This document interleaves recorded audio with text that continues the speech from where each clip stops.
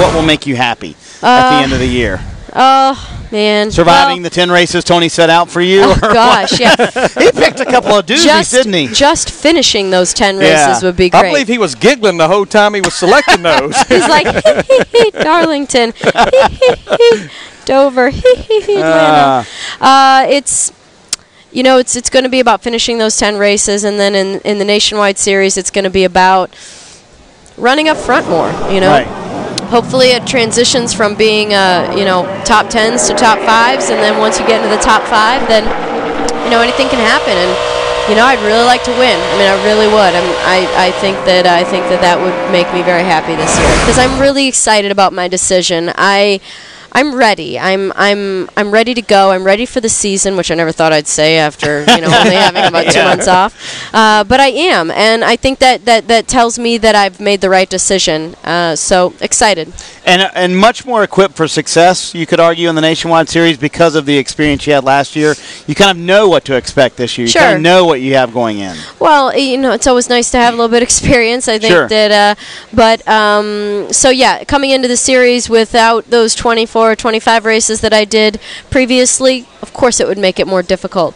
As I've found, I feel much better going to a track for a second time and have done much better. I've clicked off a lot of tracks on the list, and that was part of what I was trying to accomplish with the last 2 years. Is that, I didn't necessarily, unless there was no other option in the month. Because I could do one a month. I wanted to go to new tracks. If there was a track that I hadn't been to before, I would choose that over one I had been to because I just knew it would be smarter, which is the same thing that we're trying to kind of do with the Cup stuff is, go to the, not only just new tracks, but tracks that are difficult and just try and get them done and get them off the list and get that first one over with. I've definitely, I owed my dedication to IndyCar, and so I kept my words very IndyCar. Right. I did pick up push, though. I thought that was an okay word. I was told push is universal, that it's okay to say push in IndyCar. Exactly, it is. You can't say loose in an IndyCar.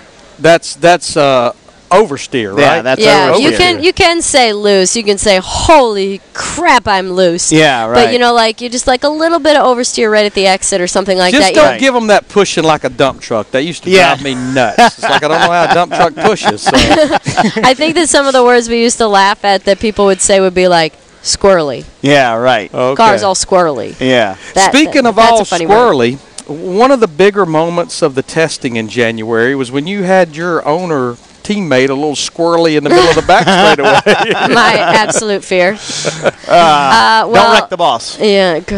Well, you guys have the radio on. I'm sorry. He's like, it's fine. Just keep going. What? You're not going to fire me? Well, that's what I didn't want. I wanted him to push me first because I thought much better you take me out than me take you out. But what I did learn is how dangerous it is to. I was thinking that I go down the back straight and inch out and get the grill into the open air while we were going straight, and so that he could keep kind of chasing it. Where in the corner, I thought it was a little more dangerous to be. But I tell you what, it doesn't matter what you do in the corner. I slid up on the rear on the rear end of his car so far that I swear my front was barely hanging onto the right rear of his bumper, and he didn't feel anything. So it taught me that the corner, the straightaways are the dangers of it. We also have something interesting that you tweeted out in the off season. Oh, geez. And Larry Mack's big into Twitter now. I'm getting boy. Larry Mack is on Twitter now. What is this picture exactly? Oh my! It's a really big dog. I can tell it's a really big. Yeah. That looks like a small horse, actually. Somebody tweeted that it looked like it got bred with a horse. Is that your dog? I was over at one of my agents' house. His name's Mark Dyer, and they have a really. They have a lot of dogs, first off. They have a big farm. And which, that one's Louie. That's the dog's name, Louie. And then there's another dog they have who I finally won over. She's a very shy shelter dog, and it took me until like the 4th or 5th trip before I actually got to pet her. But I love dogs, so I feel like I'm a dog whisperer. And when I can't win them over, when I can't win them over in one try, I feel like I've lost my edge or something. But anyway, Louie, massive dog. So, I would be cooking breakfast in the morning, and his head would be right up to the pan because he's that tall. Dyer's a good friend of ours, so So the Dyer Estate's very nice to hang out on. Well, there you go. It's a very nice estate to hang out on. It is. It hasn't been warm enough when I've been there to go out onto the lake and out into the backyard or the pool, but we've got a solution there. We got a party plan. What's the one of the 10 tracks you have laid out? Obviously, we saw one that we don't know about. What's the one race that maybe doesn't intimidate you? Darlington. There's one race that you're like, goodness. You didn't run the nationwide race there, did you? No. Okay. Have you even been to Darlington? No. Oh. What intimidates you? I don't even know where it's at. Same thing I asked, and I was like, Bristol? Is that in Connecticut? No, the other Bristol. The other Bristol. Yeah.